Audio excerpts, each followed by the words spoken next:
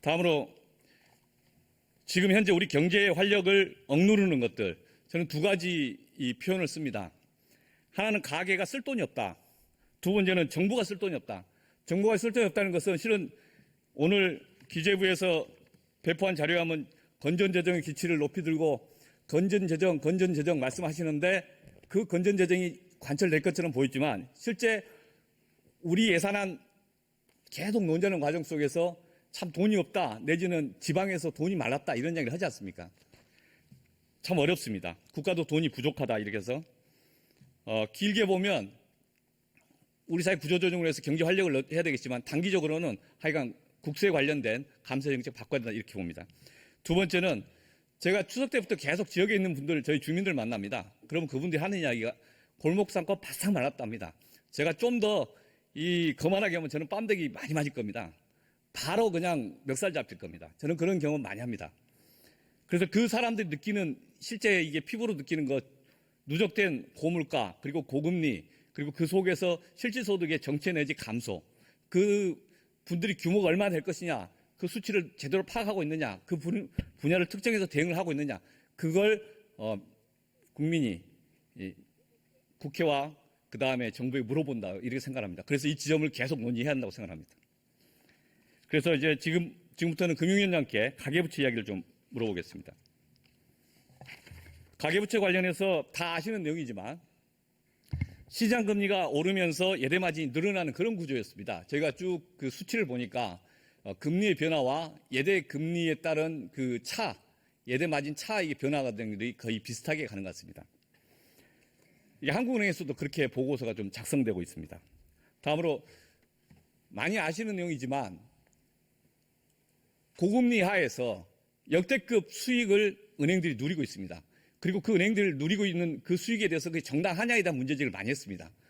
우리가 무조건 행제세를 이야기하는 게 아니라 그 수익이라고 하는 게 이노베이션을 해가지고 소비자에게 더 많은 혜택을 줬기 때문에 대가를 받는 거라면 존중해야 되는 거지만 순전히 예대마진, 금리 변동에 따른 변동금리의 그 리스크를 고스란히 소비자에게 전가시키고 금융 전문가가 그 리스크를 감내하지 않는 아주 일방적인 위험 전가 속에서 이익을 독점하는 그런 행태라는 겁니다. 그 이익이 특히 21년도부터 금리가 인상됐는데 최근 3년 동안 보니까 55에서 60조까지 증가됐습니다. 여기서 증가된 한 20조 정도 되는 그 돈이 정상적으로 은행들이 이노베이션에서 받은 돈인가 그렇지는 않을 거라고 봅니다. 그래서 저런 점을 횡재세로 이야기하다고 서민금융진흥원에서 출자하는 방식으로 또 대응을 하지 않습니까? 그런데 이 지점을 굳이 말씀드리는 이유는 채무조정 때문에 그렇습니다. 제가 가계부채 보니까 기업과 가계부채 한 5천조 그런데 가계부채가 한 2,200조에서 얼마 내외 이야기를 하고 그리고 이게 코로나 자영업자 부채까지 하면 2,800조, 900조 되는 거 아닌가 싶습니다. 그러면 그 부채가 계속 지금 이대로 관리하면 안 되는 거 아니야? 우리 국가 경제적 차원에서 그런 말씀을 드리고 해법을 같이 고민해보자는 취지입니다. 실제 가계부채가 많으면 내수를 위축시키기 때문에 경제성장도 문제가 된다. 그런 이야기는 많이 있었지 않습니까?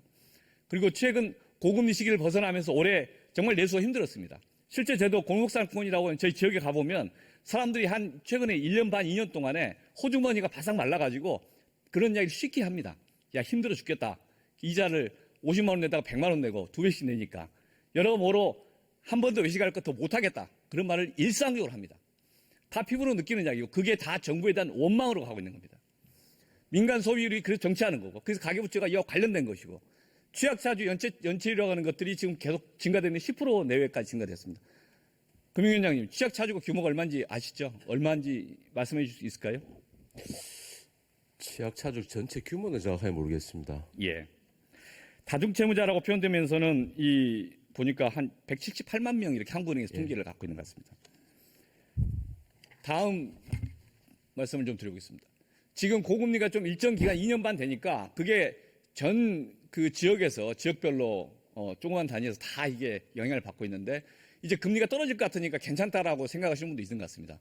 근데 과연 그러냐? 최근에 보니까 미국의 국채금리가 오히려 올랐어요. 한국도 잠깐 이제 횡보하고 있고 바로 떨어지는 않습니다. 지금 한국은행에서 하는 것을 정부가 바로 개입할 수는 없지만 그러나 예측과 논의는 할 수 있지 않습니까? 어떻습니까? 바로 금리 지금 떨어질 것 같습니까? 우리나라 금리. 기준금리는 일단 인하 방향을 잡았기 때문에 뭐 시간의 문제지 내려갈 거 같고 그에 따라 시장금리도 점진적으로 반영될 거라고 예상을 합니다. 예, 하여간 그 폭과 속도가 시간이 좀 어떻게 볼 거냐는 계속 의견이 분분해서 말씀을 다시 한번 해드립니다. 제 다음 페이지 이 화면을 보고 말씀드리겠습니다. 제안입니다. 지금 한 100만 명에서 200만 명 정도 또는 그 이상 될 수도 있습니다. 가구일 수도 있고 별로 개인일 수도 있는데 실제 되게 많은 부담을 지고 있습니다. 그리고 이분들이 계속 민생 위기, 내수 침체 주장을 완강하게 하고 있습니다.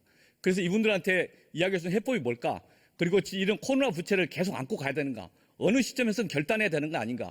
오히려 지난 3년 동안에 이것을 서서히 녹였어야 되는 거 아닌가? 근데 제대로 했는가? 그럼 지금 시점에서는 뭘 해야 되는가? 그 논의를 해보자는 겁니다. 올해 10월 달인가 개인 채무자보호법이 시행이 됐습니다. 그리고 거기에 따르면 3천만 원 내외에서는 채무자와 은행과 사이에서 자율적인 채무 조정이 가능하지 않습니까?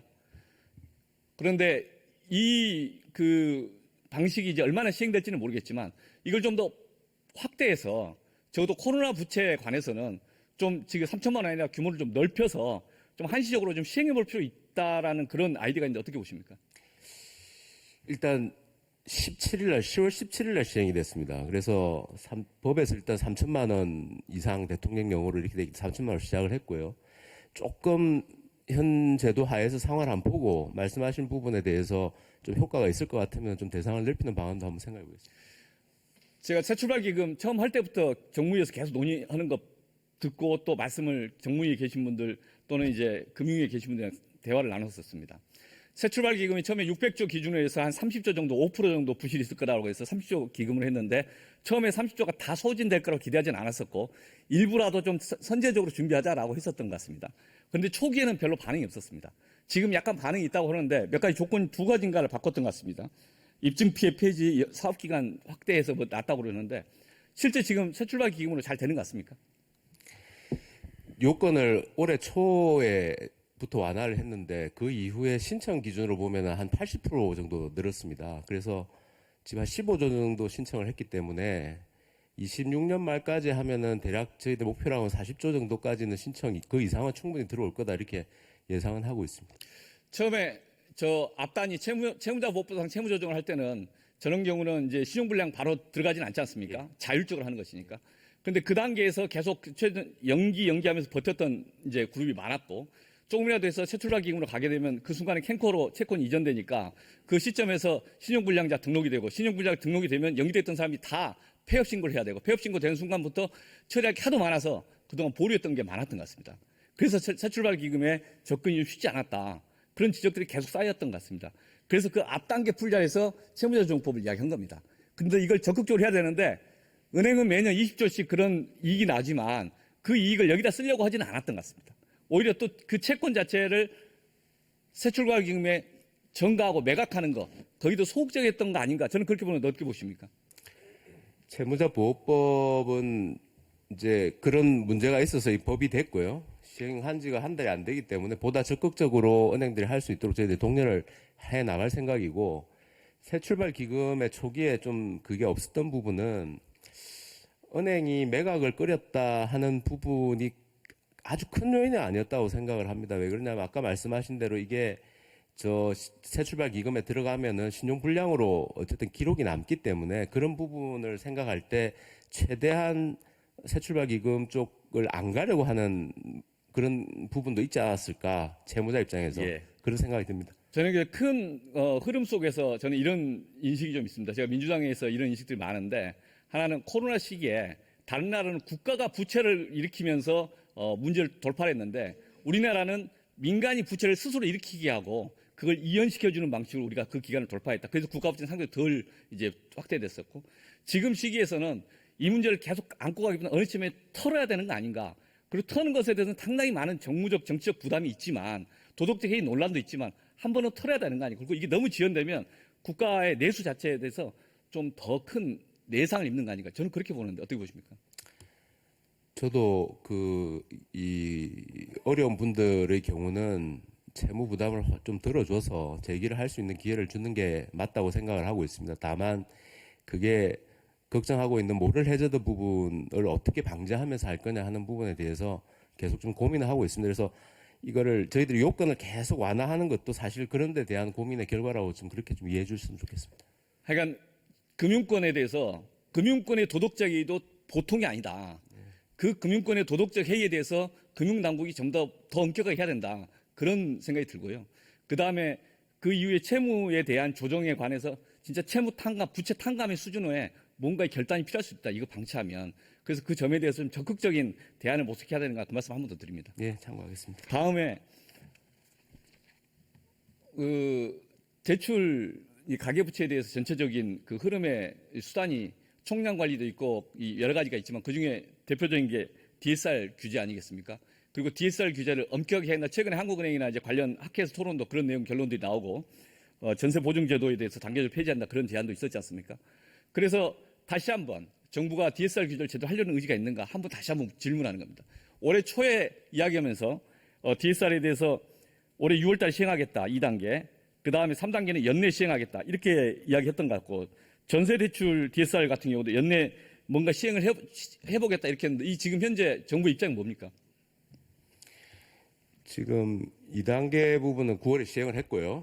지금 일정으로 보면 3단계는 25년 내년 7월입니다. 7월인데 저 부분에 대해서는 현재로서는 일정대로 가겠다는 생각이 있고 상황을 좀 봐야 되겠습니다만 전세대출 DSR 부분은 연내 검토한다고 아마 연초에 얘기를 한 것 같은데요. 그 부분에 있어서는 여전히 상황을 좀 봐야 되겠다 하는 생각을 가지고 있습니다. 제가 국감 때 한국은행 총재님이랑 같이 그거 갖고 논쟁한 적이 있습니다. 2008년도 그때부터 시작해서 가계부채가 증가됐었고 그때부터 일관되게 금융당국이 제대로 해왔냐에 대한 반성을 인식의 공감이 있었다고 저는 생각합니다. 그러니까 이 문제에 대해서 2015년도, 14년도 그 당시에도 과장님이실 때 그때도 이 DSR 문제나 또는 총량 관리 고민하셨는데 안 됐습니다. 저는 문재인 정부에서 잘했다고 생각하지 않습니다. 문재인 정부 초기 3년 동안 제대로 안 했습니다. 그 뒤로 이제 고승범 위원장님이 오셔가지고 또 나름 원칙을 갖고 가셨다고 보고 지금 현재 윤석열 정부에서 지금 2년 반 동안 제대로 했는가 의문이 좀 많습니다. 저는 이게 계속 여러 가지 다른 정책적 목표 때문에 흔들리는 것 같아요. 그러니까 가계부채가 미국은 이게 90몇 %에서 1만 플러스 터지니까 76%까지 딜레버징을 했는데 대한민국은 지난 15년 동안 계속 증가만 했지 않습니까? 지금 정부가 이야기하는 것은 증가율을 조정했다. 절대치는 이게 축소되는 건 아니지만 상대적으로 분모가 커졌으니까 이게 비율이 줄어든가 그런 설명 외에는 없는 거지 않습니까? 그래서 DSR에 대해서는 전체 일관되게 가야 되는 거 아닌가? 정말 그런 의지가 있는가를 또 한 번은 묻는 겁니다.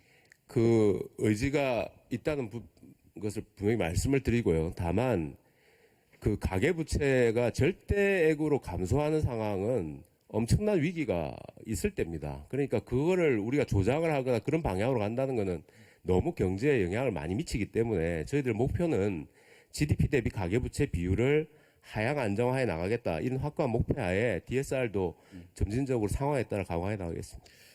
그래서 지난번에 7월 달에 이제 연기한 거 논쟁을 좀 했었지 않습니까? 오락가락한다. 좌회전 깜빡이고 우회전한다. 그러니까 실제 다른 정책적 목표, 부동산 시장 연착륙이라는 목표 때문에 가계부채 문제를 가지고 이게 수단화해버리면 그러면 계속 오락가락할 거다. 이런 우려를 계속 말씀을 드리겠습니다. 예. 예.